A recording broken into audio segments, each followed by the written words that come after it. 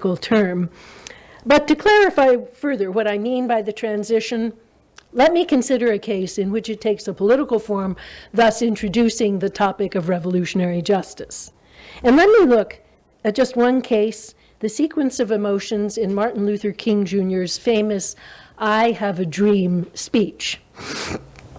Now, King begins, indeed, with an Aristotelian summons to anger. He points to the wrongful injuries of racial injustice, which have failed to fulfill the nation's implicit promises of equality. 100 years after Lincoln's Emancipation Proclamation, he says, quote, "The life of the Negro is still sadly crippled by the manacles of segregation and the chains of discrimination," end quote. Now, the next move that King makes is highly significant. For instead of demonizing white Americans or portraying their behavior in terms apt to elicit murderous rage, he calmly compares them to people who have defaulted on a financial obligation. Quote, "America has given the Negro people a bad check, a check which has come back marked insufficient funds." So here's where the transition, capital T, begins, for it makes us think ahead in non-retributive ways. The essential question is not how whites can be humiliated, but how can this debt be made good? And in the financial metaphor, the thought of humiliating the debtor is not likely to be central. The transition now gets underway in earnest as King focuses on a future in which all may join together in pursuing justice and honoring obligations. Quote, "But we refuse to believe that the Bank of Justice is bankrupt. We refuse to believe that there are insufficient funds in the great vaults of opportunity of this nation," end quote. So notice no mention of torment or payback, only of determination to ensure the protection of civil rights at last.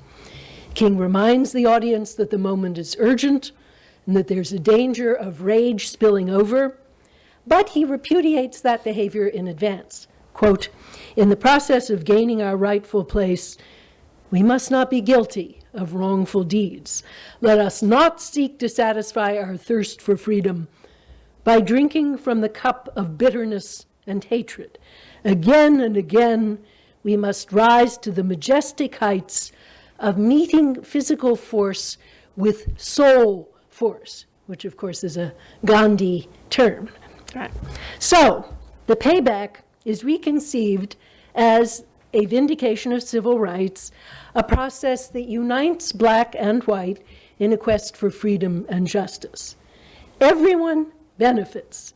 As many white people already recognize, says King, quote, "Their freedom is inextricably bound to our freedom."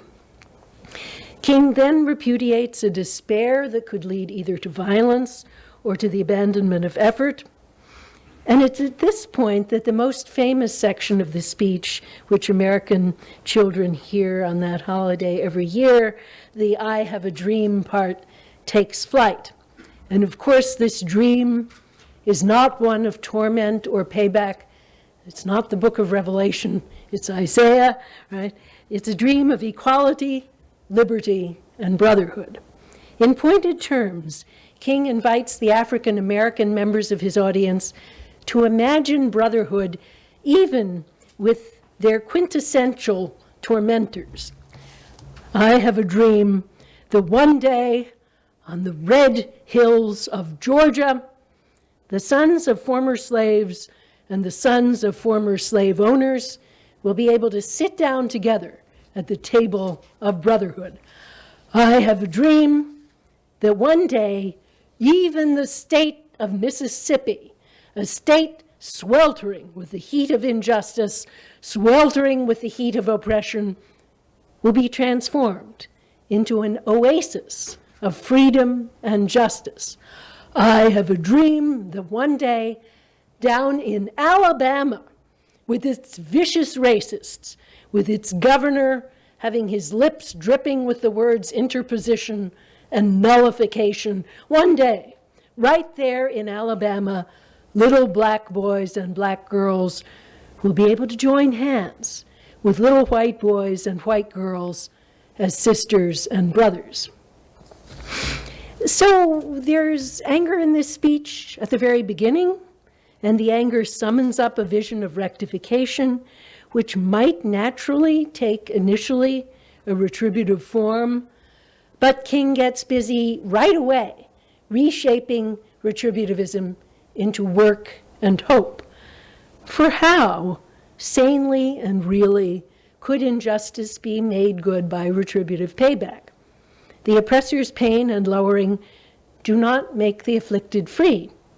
Only an intelligent and imaginative effort toward justice can do that. So that's what I mean by the transition, a movement from anger with all of its defects to forward-looking, constructive thought and work. Now, as I mentioned before, King favored nonviolence in this situation, and so have many intelligent leaders. Sometimes, however, that strategy fails. Nelson Mandela records the gradual decision of the ANC under his leadership that violent strategies would have to be pursued.